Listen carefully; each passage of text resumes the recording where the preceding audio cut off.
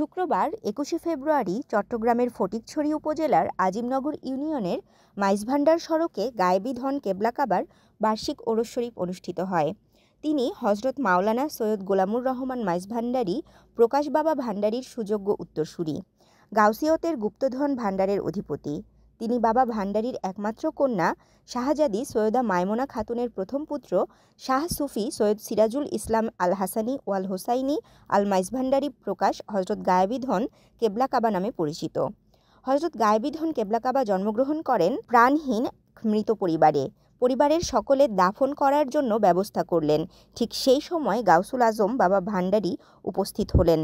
মৃত নাতিকে কোলে তুলে নিজ চাদর মোবারকে দোলাতে দোলাতে ঘোষণা করলেন, দ আমার গায়েবী ধন দ। ঠিক সেই মুহূর্তে গায়েবী ধন কেবলা কেঁদে উঠলেন। এভাবেই তিনি গায়েবী ধন নামে পরিচিত। প্রতি বছর ২১শে ফেব্রুয়ারি তাহার বার্ষিক ওরস শরীফে দেশের বিভিন্ন প্রান্ত থেকে গরু, মহিষ ও হাদিয়া নাজরানা নিয়ে উপস্থিত হয়ে সেমাক, কেওয়ালি, মিলাদ মাহফিলে উপস্থিত হয়ে দোয়া মোনাজাত করেন হাজারো অনুসারীরা এবং সবশেষে তবারক বিতরণের মাধ্যমে শেষ হয় তার ওরস শরীফ। তাশরিফা তৃষা, তরঙ্গ টিভি।